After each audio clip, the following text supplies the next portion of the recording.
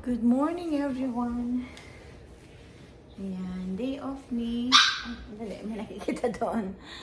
Day off ko today. Day off, but hindi day off. Ano kaya yun, di ba? Nakaka-confuse. Day off, but it's not a day off. Bakit kaya?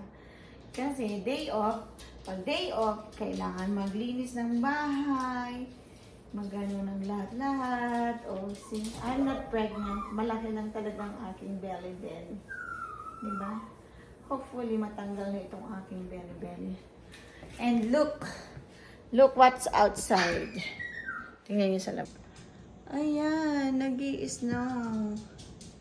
Snowing, oh. Nag-i-snow siya sa labas. Hindi siya masyadong makita kasi dito ako sa loob. Naka sa salamin. So, ayan na nga. Kanina, nakapag-vacuum na ako. Naka-breakfast na rin kami. So, tapos na ako nag-vacuum. Kung makikita nyo kanina, nag-vacuum ako na naka-live. So, ngayon magmamap na ako. Magmamap na tayo ng floor.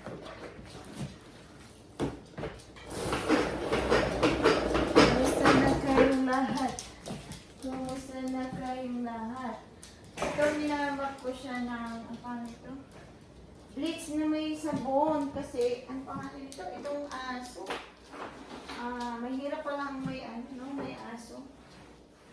Grabe. Kapag hindi mo na ilabas, iihi. Pero hindi naman siya nagpupupo dito. Nag-ano lang siya dapat. Pag hindi mo lang siya nilabas, mag-ano siya, iihi. Okay, you see here, you're gonna tell your mama we're gonna clean the house, okay? You behave. Naligo ka na naman ng snow. Laro siya sa snow. Yan. Ito adopted dog namin yan. Kasi parang inabando na siya. Ayaw nang pakawalan ng mga anak ko. Actually, ayaw ko talaga na may aso sa bahay kasi ayaw ko nang mabaho. Yung inaamoy dalang aking ilong is very, very sensitive. Wow. Wow. Sensitive daw ang aking ilong.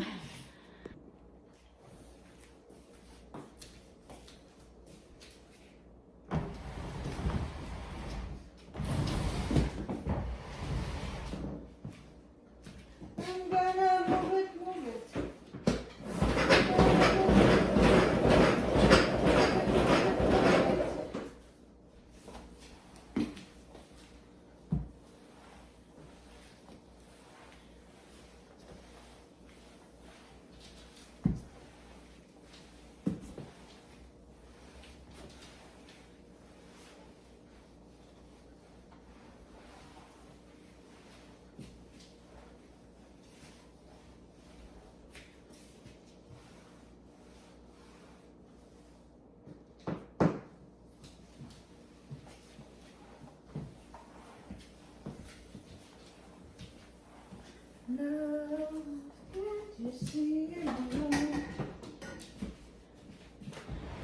Actually, ang center table ko dito is yung glass.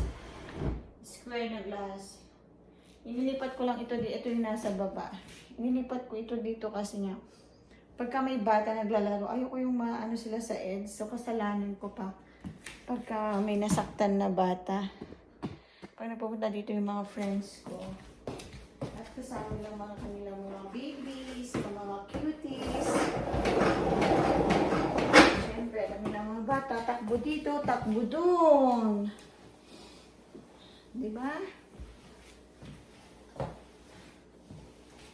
Actually, itong floor namin, sira-sira na. Kaya gusto ko na rin itong papalitan. Hopefully by next year, napalitan itong aming floor. Sila ang aming floor.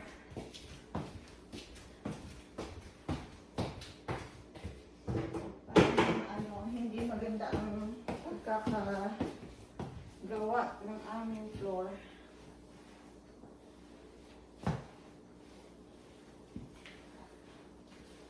Actually, dito pa lang ako sa baba. Nakakalinis. Kanina pa ako.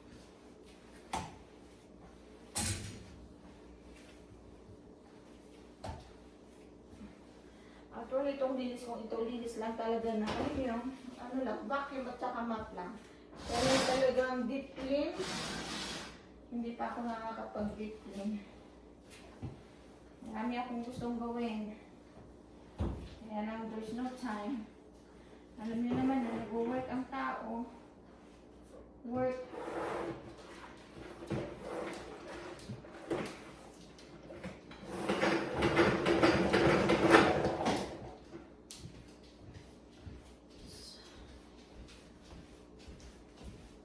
Ayan na guys. Thank you so much!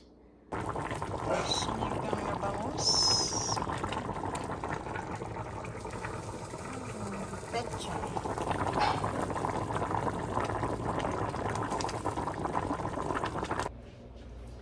Hello guys, so luto tayo ng honey garlic shrimp. Honey garlic shrimp. So ayan. Meron tayong butter. Butter. Ganihan natin. Honey garlic.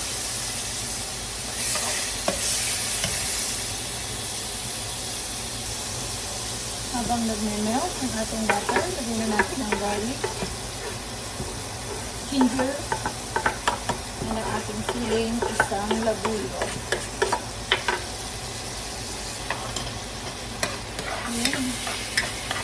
Isa-isa lang natin.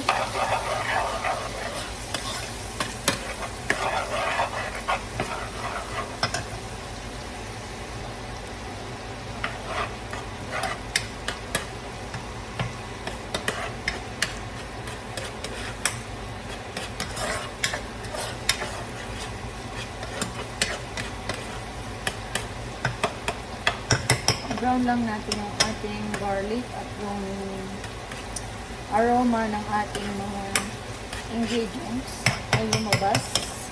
Ang bango, ang sarap ng amoy. Kailangan medyo i-brown natin ang ating garlic para mas lumabas ang sarap ng ating niluluto. Nalagay ako ng isang kiling labuyo. Tinasa ko na. Ako po ay hindi mahilig sa maanghang, pero po ang ating mga anakis at ang ating asawa ay mahilig sila sa sili. Isa lang ilagay ko para kahit pa paano. Ayan, so brown na siya. Brown na, ilagay na natin ang ating hipon.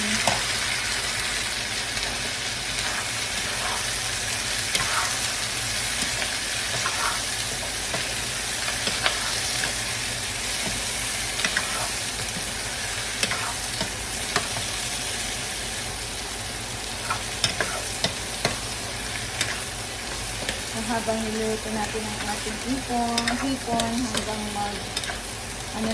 mag-orange na yan. Ilalagay natin ang ating sauce. We have our paste crab here. And we have our chili garlic. So, maglagay lang tayo ng konti nito kasi yung oils sobrang maanghang na siya guys. So, just a little bit.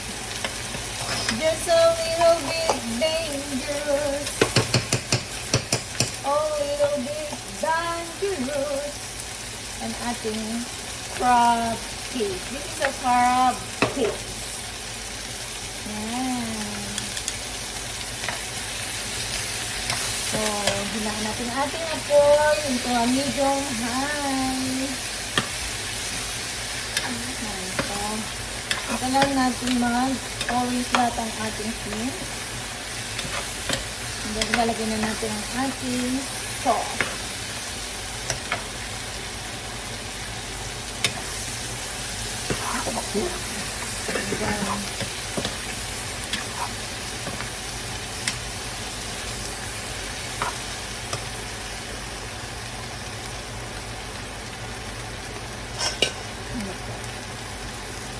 Lagyan natin ng gano'n.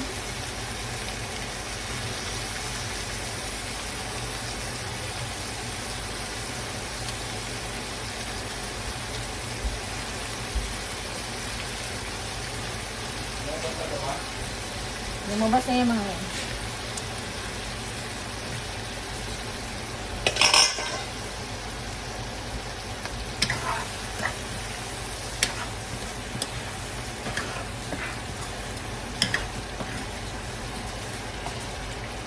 Hindi natin ang ating garlic prawn sauce.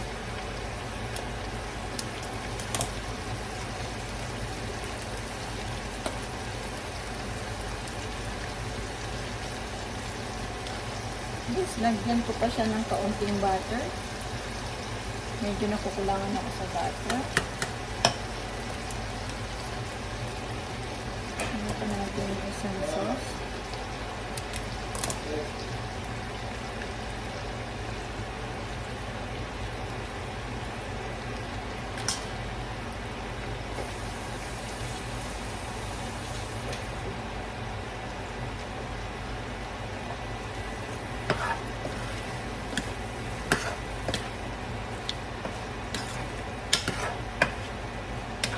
Lagyan natin siya ng salt. A little bit of salt lang, guys. So, masyado. Dagdagan nyo na lang. Depende sa inyong panglasa. Okay? MSG. MSG.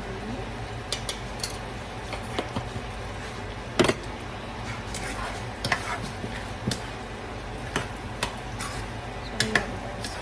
Ito po ay luto na. Hindi natin siya kailangan i-overcook kasi pag na-overcook yan, mahihirapan natin siyang balatan.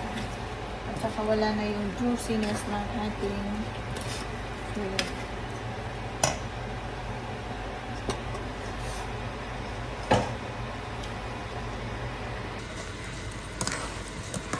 Honey garlic butter. Honey garlic. Yummy, yummy. Yummy. So, ito guys ay luto na. Ganun lang kadali lutuin ang ating food. Hindi natin pwede patagalin kasi nga. Pero tikman natin.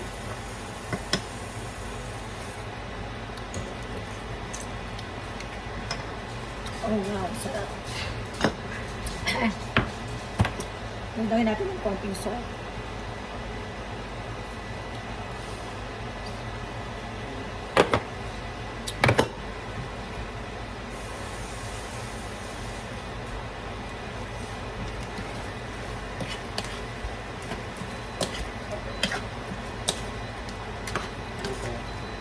Luto na yung garlo. Ito ang kainin mo. Kainit mo. Luto na nga.